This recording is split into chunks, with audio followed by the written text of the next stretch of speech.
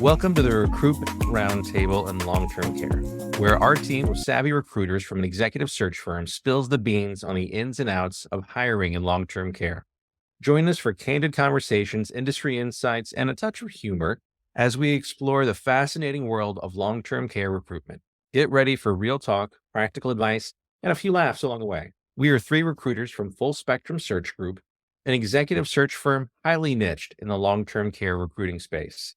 We're your hosts, Joshua Moore, Gaston Wilder, and Katie Churchill.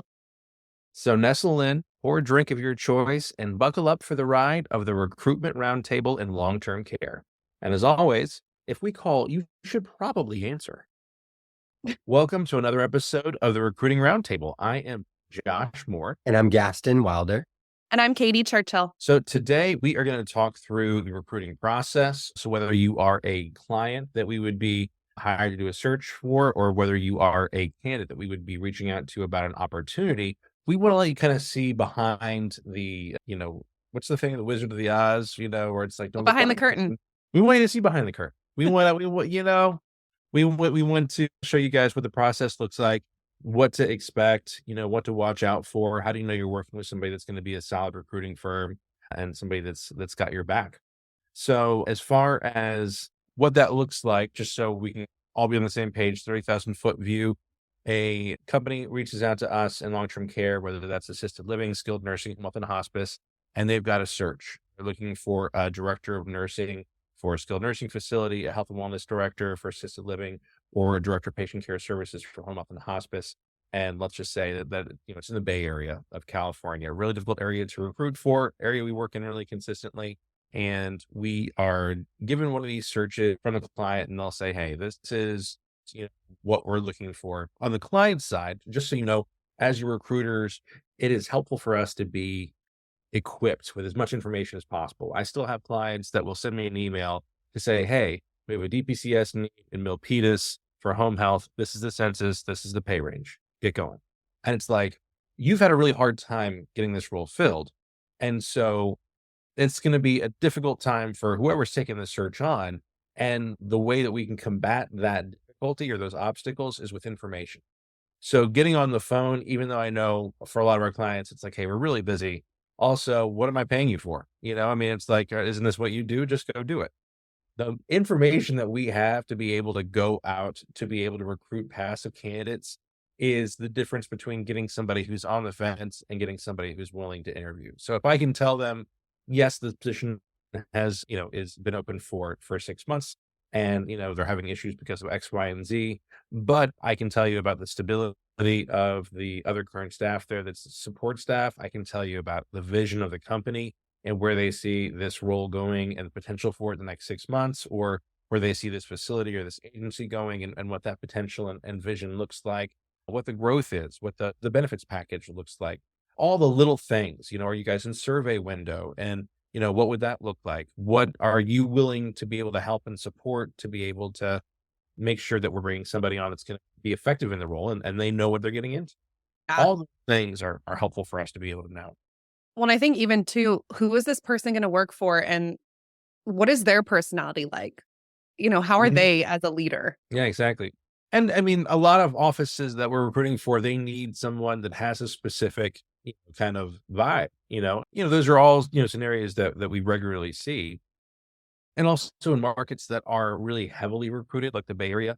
Okay, when the time comes, what does an out of the box candidate look like? What is somebody that may not be, hey, this is ideal. This is somebody that's recruiting down the street for your direct competitor. That's always who we're going to go to first.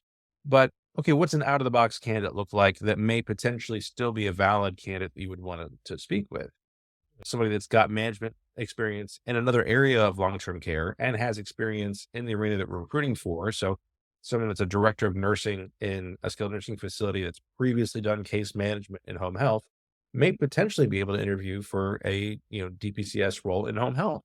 So things like that we can kind of get creative with the client and know, okay, for the first couple of weeks, we're just going to be calling local facilities. We're working through our network. We want to make sure that we're getting you a strike zone name if there's one available. If not, as we're strategically looking forward, how are we planning for the next month of this search? Because, most likely this is going to be a month-long process or more. So we want to make sure that we're being smart with our time. Yeah, Josh, let me ask you this. I mean, you talk about a Bay Area nurse search, you talked about a DON in skilled nursing, a DPCS. The questions that you were just asking the client, the specific details, why does that stuff matter? I mean, why is it not just, there's a license and there's a DON that has a license that can work into a facility? Like, Yeah. there's many of those, right? But Sure. like the questions that you're asking, why does that stuff matter when you're actually in the market recruiting? Because very rarely do people make moves based on money. As much as we would think, and money plays a big factor, you've got to figure out what's the pain point with this person's current position and how is this role potentially a solution to that? And if it's not, then okay, it's not going to be a fit for either side. But if you're currently commuting 30 miles and an hour and a half each way to your current facility or office, and this is a lot closer, then of course this makes a lot more sense. But maybe they're, the same distance, or maybe the place we're trying to recruit you for is a further drive. We also have to find, okay, well, what does your support look like in your current position? What's your room for growth? How long have you been there? Is there any talk of a raise or of being promoted? Is there any place for you to get promoted into?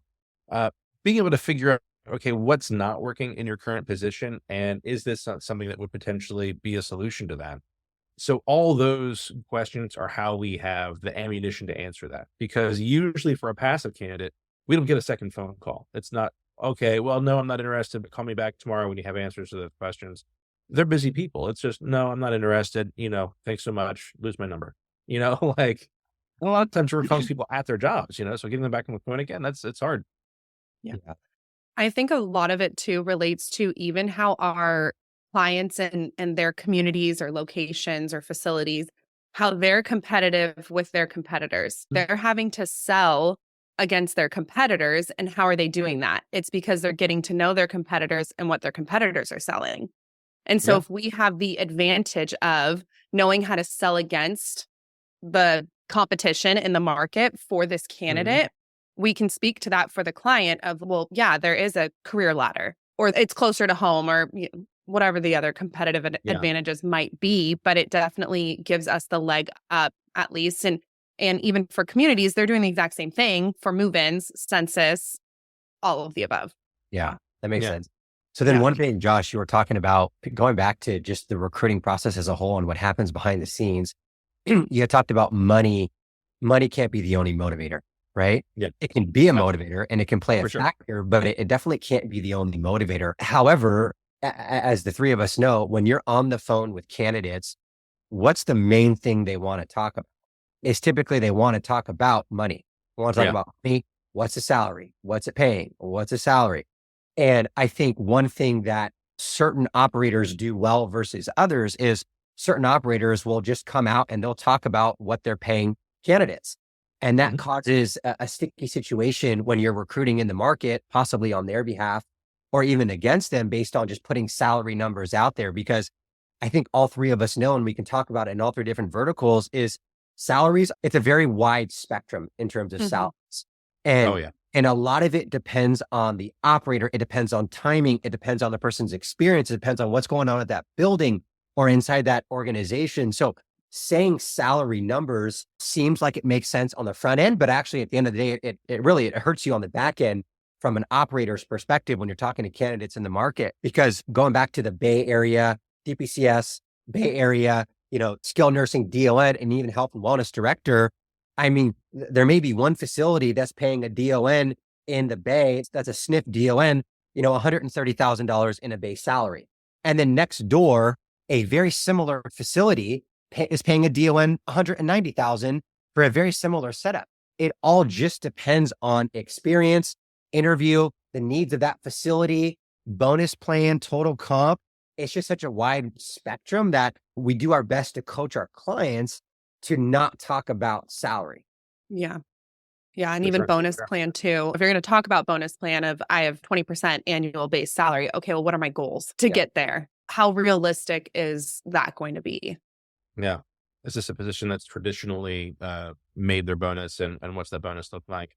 And I think a big part of it as well is that, we're in a service industry, a care focused, industry. And so And that's a lot of the reason why some of these people have gotten into these jobs and why they're so successful is that whether they are a clinician, whether they're administrator, whether they're sales, understanding what the need is that they are there to serve. And so figuring out what's the company culture look like, what's their approach to care look like, that's a big part of the conversation. And sometimes we'll talk to candidates that aren't actively looking, but they've been just really bogged down by the lack of care focus with their current company. And that can be a big leverage to be able to get them to be open to having a conversation, even though they weren't looking for another opportunity that may potentially be a better fit in as far as how they approach care. And so you can kind of circumvent the salary discussion in that regard. And so you can see if there is buy-in, even whenever the salary market is relatively standardized. I mean, where there's some markets where it's like, yeah, I mean, a salesperson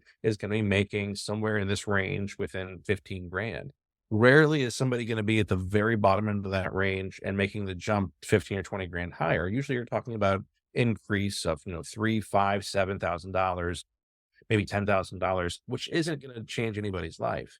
And so being able to figure out why else this position would make sense to entertain is a big factor in it. And I think that's one of those things to be able to have that conversation with candidates, Gaston, like you were saying. I mean, everybody just wants to know what the job is paying. And it's like, well, it's probably going to be paying close to what you're making at your current position. I mean, a standard increase is going to be 5% with, a move across all industries. It's not going to be just a financially motivated discussion. So that's why I don't want to do this over text. That's why, you can't recruit somebody over email. Being able to have a conversation with somebody over the phone and discuss what's not working for you in your current position. If not this role, then what? What's going to be the next best thing that we should keep in mind for you if it comes up 6 months from now?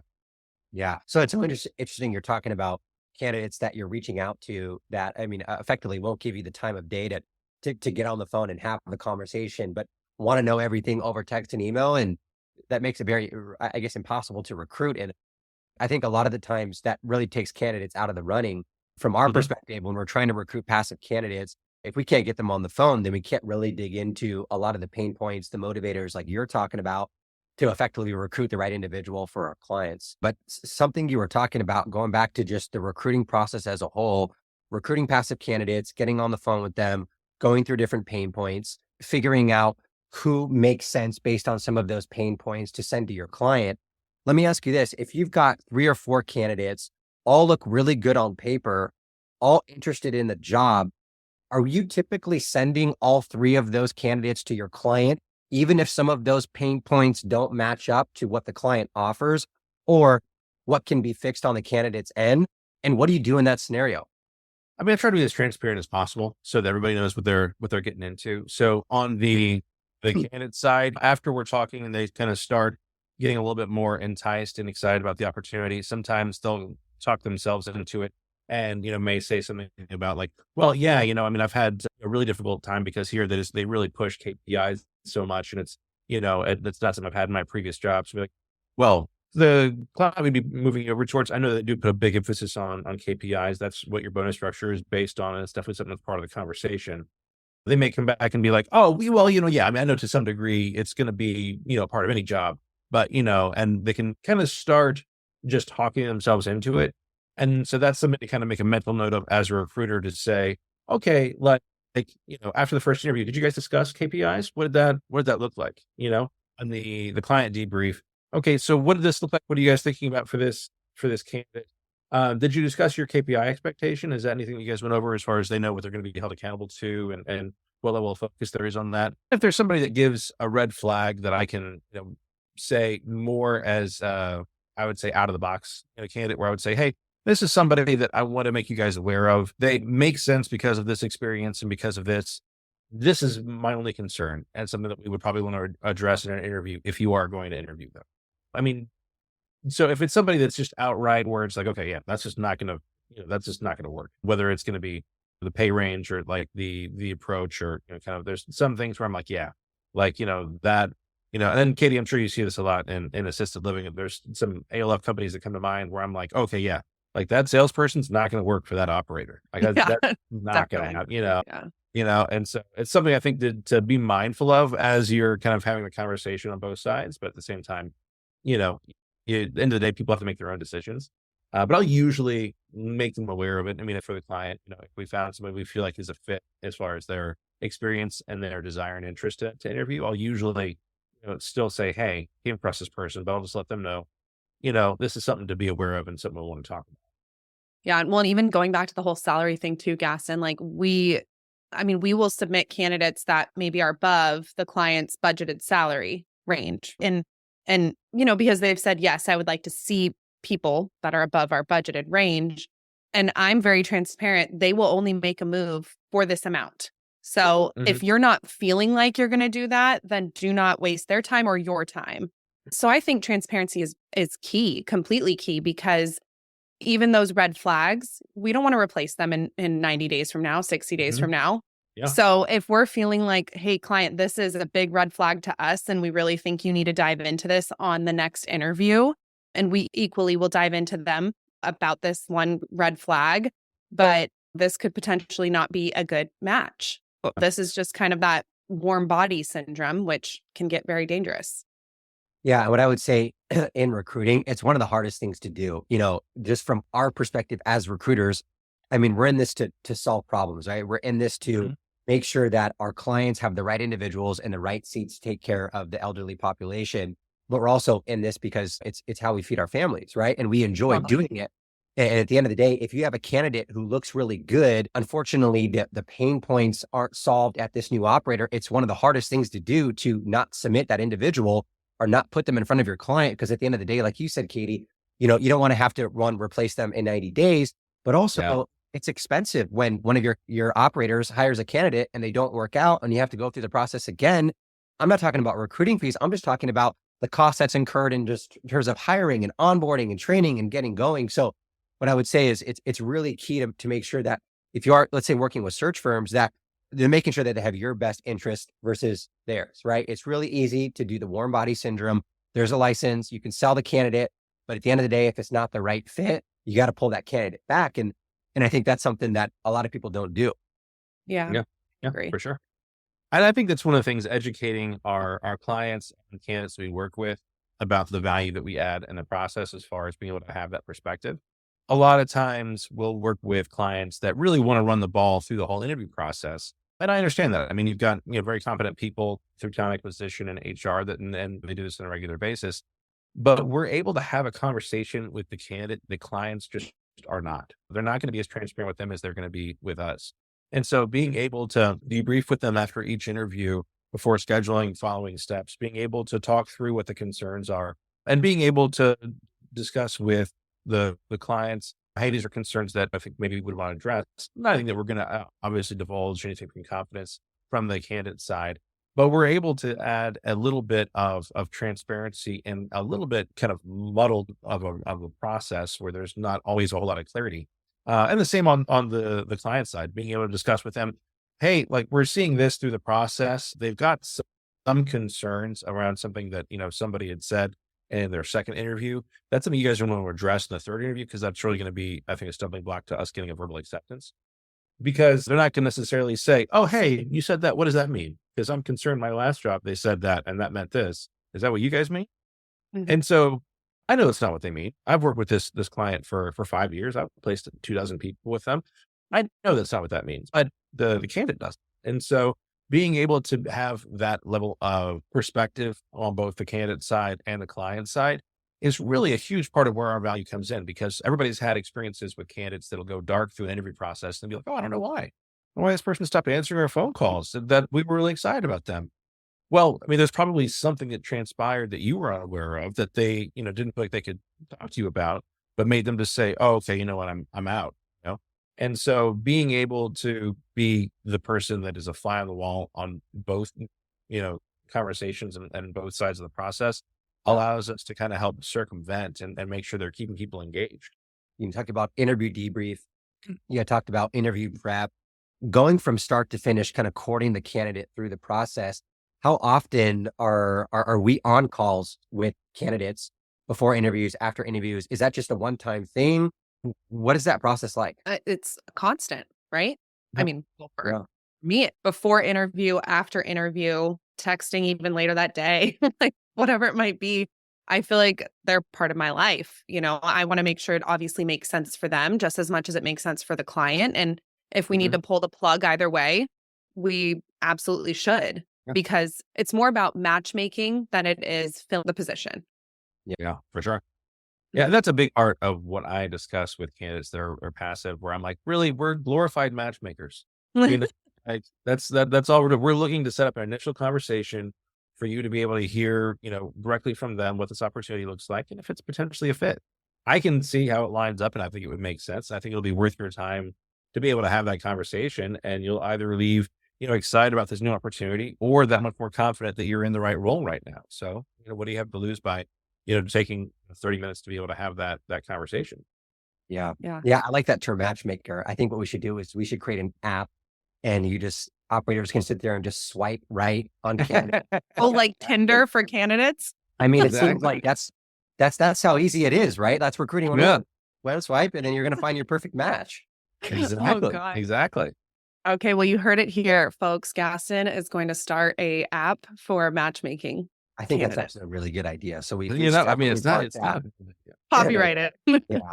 In terms of kind of what Josh is saying about the glorified matchmaker, holding their hand through the process, being there to support, and Katie talking about after every call, text, phone, night, early morning, doesn't matter. We're connecting with our candidates to make sure that they're feeling good about the opportunity. And, at times, and really most times, one of the things we want to dig into is who's making this decision. When you're talking to a candidate and they're making a pretty massive move, right? Changing careers, who's involved in deciding what your next career move is, right? A lot of times it's an entire family decision. It may be a spouse that's involved, or a partner that's involved, or a son or daughter that's involved in making the decision. So making sure that we as recruiters really understand who's a part of this decision, and making sure that that conversation is being had with that individual along the way, and not right at the finish line, right? Because if that conversation is not being had the entire way, right when the finish line comes, and then all of a sudden they're having a conversation with their significant other or their partner, and then there's all these concerns, a lot of those concerns could have been addressed ahead of time if we had known some of those concerns were there. And I can tell you just from personal experience, we've had times where we've been on the phone with a partner or a significant other talking about certain concerns, certain work-life balance, certain things that, possibly the candidate didn't want to discuss, but the partner felt strongly in getting clarity because it was a family decision. So I think back to Josh's point of part of the value that recruiters add is being able to be that individual that the candidate can bounce things off of, that they just don't feel comfortable talking to the client about. Yeah. And I think back to one of the recent ones that I did, and I said, what does your husband think about this? And she was like, oh my gosh, good question. I'm like, okay, let's talk to your husband. Let's make sure he's on board. And so we're getting close to that stage offer. We should probably have those conversations and make sure that, even if it's benefits, right? Because maybe they're on that current company's benefits, and what does the new company benefit look like? And whatever it might, vacation time, right? We have that big cruise planned in August. So I think all of that needs to make sense and align perfectly in order for an offer to even be made. Those conversations should not happen after the offer is made. For sure. Yeah. All right, you dropped the bomb. What? Offer. You just dropped the bomb offer. Yeah. Right? Let's talk about that. I have a few different clients that actually, when they are going to deliver an offer, they'll take the candidate out to dinner or lunch, whatever it might be.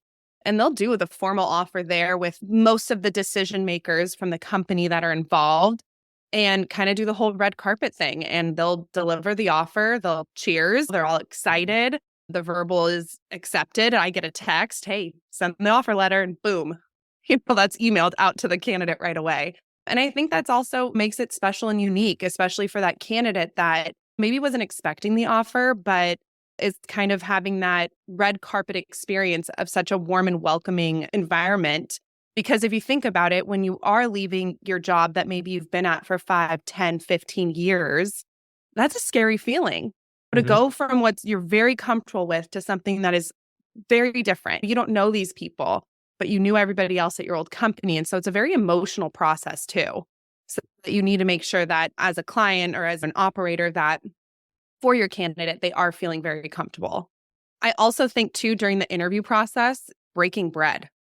Sitting down and Mm. having lunch or dinner with your candidate to really get to know them personally on some level, it's huge. And they also have that equal opportunity as, their future boss to get to know you as well and see, do I want to work for you? Do we align?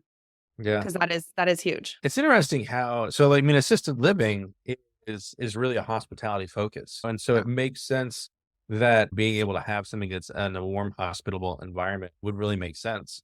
With home health and hospice, sometimes it feels like my clients are trying to make an offer from a foxhole, essentially. I mean, like they've got survey in the offices, they've got fires they're trying to get put out, and they're like, just make the offer, make it happen. And in those scenarios, or in places where they're not necessarily in such dire circumstances, but it's important to have had that conversation with the candidate along the process so that when it comes time to be able to have the conversation about extending a verbal offer, you know where they're at. The candidate's going to feel good. The client's going to feel good. Everybody's on the same page as far as the direction that we're heading. I do think it's important for recruiters, and I'm biased, but it's important for recruiters to be the ones that extend the verbal offer, because we've all been at the end of the process where we've all had this conversation. We know this offer is coming in. I just had somebody recently. We know this offer is coming in at 125. We talked about that before we submitted you. This is what you're going to be with your level of experience, 125. And they're like, yeah, we're going to make an offer of 133. And I'm like, excellent, great. That's it. That's, gravy on top of the dinner. And I go back to the candidate and I'm like, okay, so, I think we're looking at an offer. What are you thinking? And she's like, well, I want 140. Where did you get that number from? We haven't talked about 140 through the entire process. We've talked about 125. I know we've talked about that a number of times, right? And she's like, well, I Googled add it. 15K to it. Just Yeah, dump it. exactly. Yeah. And they, Google says that this role normally pays 140. So I want 140. Google Okay. lies. Google lies. It does so much. I wonder what ChatGPT says. If Google says 140, I wonder what chat says. Put it in. I want to know. AI. Man, it's going to nail it. It's going to replace all of us one day. But We can based do a on whole what nother episode about AI. Yeah, but based on what you're saying, Josh, I mean, it sounds like in one of the values recruiters add and talking about our process behind the scenes, Mhm. not every candidate is ready to accept an offer, right? And not every candidate is ready to receive an offer. So I think a lot of times operators and organizations are, so gung-ho about wanting a candidate and making an offer that sometimes they forget, like, is the candidate in position to, one, accept an offer, and are they ready to actually receive an offer? And I think recruiters as a whole have the ability to kind of peel back the onion a little bit and just make sure all the ducks are in a row before an offer is made. Because we talked about our business, negotiation is a swear word, right? And we don't like to negotiate. We like to make one offer. We want our clients to make one offer and we want them to get it right. So I think, for us, making sure the candidate, as Katie alluded to earlier in the call, has seen the benefits, understands the comp plan, understands the PTO, understands everything that they need to know so that when an offer is made, they're able to accept, and an offer is not made. And then, oh, wait a second, like I forgot to ask this question, or, oh no, wait a second, I forgot to tell them about this, right? So making sure that candidates are ready to accept an offer is key. Yeah. I was thinking back to the C-suite search we did, and the candidate's like, hey, by the way, come February, I'm going to get a really very nice bonus. And I'm like, we need to talk about that now.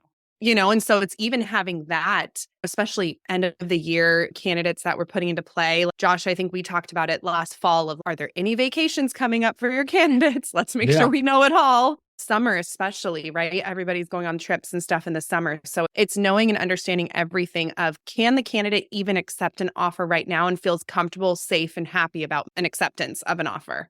Or are there situations that we need to stay ahead of? Yeah. And it's always challenging whenever you have a candidate that's expecting a big bonus, whether it's something that's, end of year or quarterly, and they're trying to navigate. But that's why they do bonuses. That's where there's a delayed payout, is that they're trying to keep people, engaged. Retention. Yeah. So it makes sense. But I think you're right, Katie, being able to have that conversation ahead of time so that oh, you're expecting like a 20 grand bonus in 6 weeks. Okay. So, this is an opportunity we're looking to get filled right away. You'd be putting in your notice, and then as soon as an offer comes out and giving a 30-day notice. So what is your thought on this? Because, there's not a $20,000 sign-on bonus for this role. So what do we talk? Yeah. Yeah. And again, transparency and the conversation is key. You Yeah. can't do it via text or email or LinkedIn messaging. Yeah.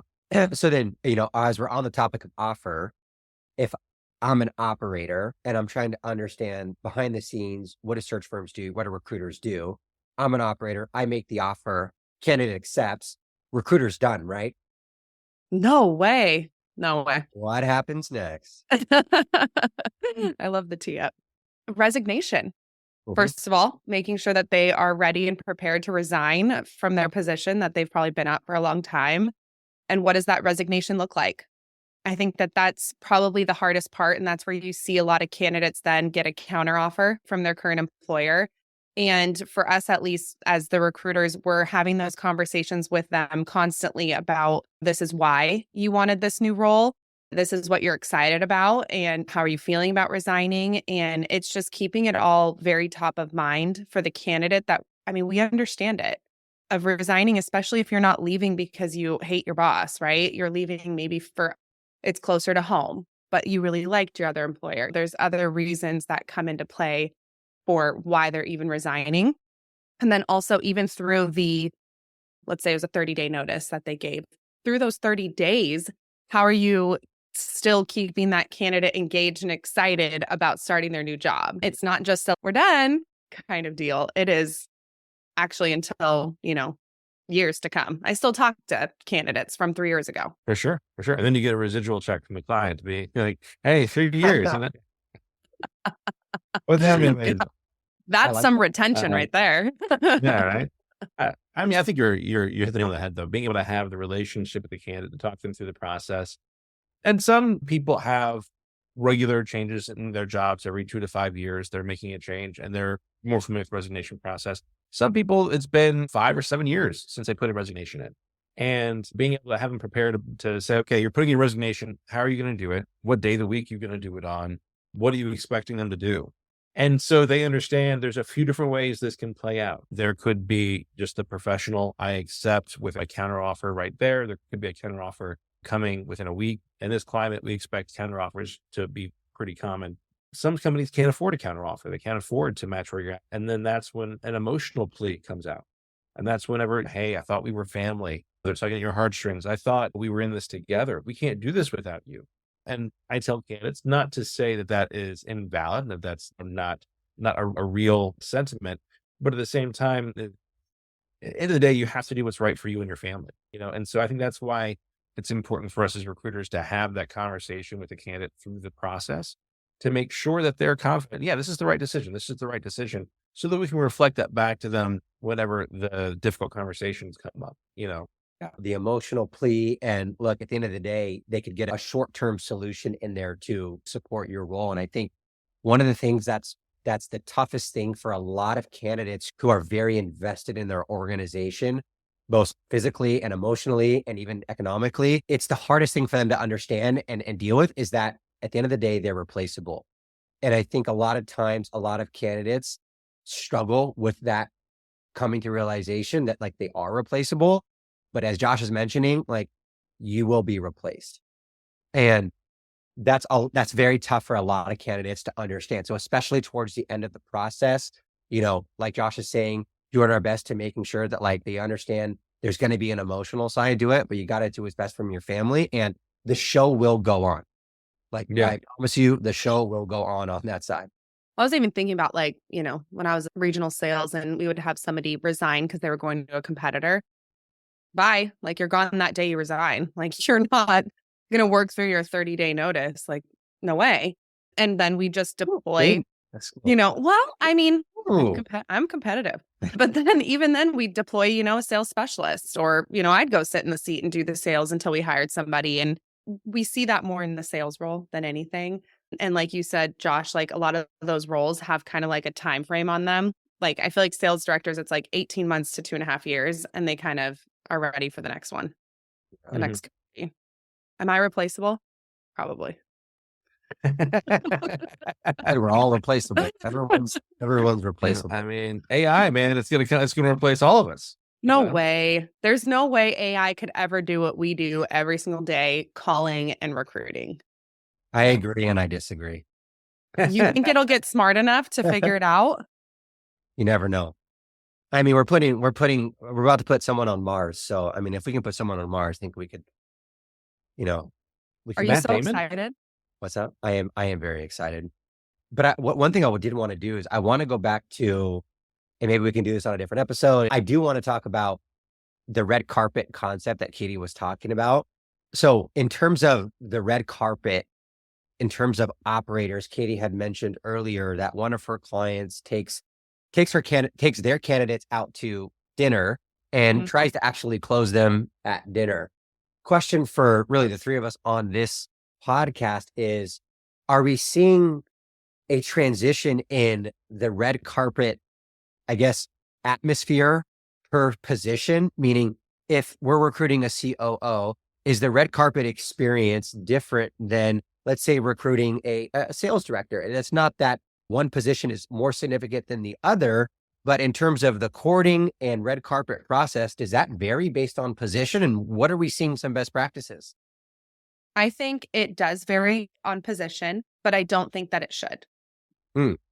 And because if you think about this person that's coming to work for your company, you're first of all investing a lot of money into them, but they're also then equally investing a lot of their life into your company and your organization.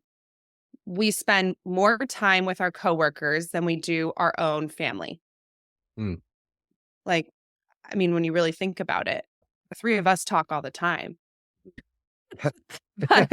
But I will say that the whole red carpet experience, I bring a lot of stuff even back to my sales and senior living days. We physically would, for every new move-in, they're coming to move in, right? The moving truck's pulling up and, here comes the resident. We would actually roll out a red carpet and welcome them to the community. There would be balloons, there would be flowers, their apartment would maybe have some kind of decoration in it, like a gift basket. If they had a dog, we'd put doggy treats and toys in there and put that in their apartment. Welcome to our community. And granted, yeah, they're moving in, right? So it's kind of a different experience, but at the same time, our candidates and our employees are also kind of moving in to the company. And so I think that if we can roll out that kind of red carpet experience for our candidates, because they're equally important to us as our residents, the red carpet experience, making sure that they're also set up. Do they have a computer? Do they know the password? Do they know the technology that they're about to be using? Do you have an onboarding agenda and strategy of every day, here's what you're going to do? That part, I think, is very key in encouraging somebody, first of all, to stay long-term because they had such a great onboarding experience, but then also that they're set up for success for their new position. It's interesting how there's been such a huge transition across the board in long-term care over the past 7 or 8 years. When I first started recruiting, it was unheard of to make a hire without someone you had met in person. Everybody, I mean, there was no way you were making a hire of somebody that you had just met over Zoom. And now majority of my interview processes are done by, area VPs that are out of state or done by a regional that's at a different office site. It's super common for a candidate never to see somebody in person before fielding an offer. I think, Katie, the mentality of that red carpet still has to be present so that someone feels really like it's a warm handoff. You don't want a candidate starting on the first day and being like, yeah, I don't know when I'm supposed to be there. I don't know who is supposed to get me set up. So I think that, our role in that is helping and making sure that they're ready for the candidate to start, but also talking through with them in their first week and what does that look like? I recently had someone that we had placed, the person that they're going to be reporting to, that's the regional, that role was also vacant. And so the COO is substituting in that position. Obviously, she's super busy, was juggling a lot of things, but the guy that had started, he hadn't heard from her. And so, he's working with his team and he's like, yeah, I think everything's going well. I had a very brief conversation with the COO, but, I looking forward to working with her more in the future. And so we can reflect that back to the client and be like, yeah, hey, just, you probably want to just set some time aside, give him a call and just touch base. I think it's going to help him feel a lot more at home in the position, even if they don't have necessarily a talking point. I know you're super busy, but just 5 minutes in the car between appointments, I think would go a million miles with this person. Or even like a text, like a GIF, like, you're doing great. Yeah. But I will never forget, we placed a sales director in the Bay Area, which Bay Area searches, whoa. And she accepted the offer. She was excited to start, and the regional hadn't called her in 2 weeks. Mm. Yeah. Yeah. And then when finally the regional got back to me, I'm like, hey, by the way, she's actually not going to start. I've been trying to call you, but nobody has welcomed her and said, congratulations, we're so excited to work with you. Mm. I mean, and that also can damage your reputation. If we go back to our branding episode, that can really damage your reputation too, because people talk. For sure. Yeah. You got to practice what you preach. Practice what you preach. Preach it, Josh. You know, I believe these guys. Well, I'm excited to preach on our next episode. Well, thank you for joining us on another episode of Recruitment Roundtable in Long-Term Care. As always, if we call, you should probably answer. See you guys. Bye, everyone.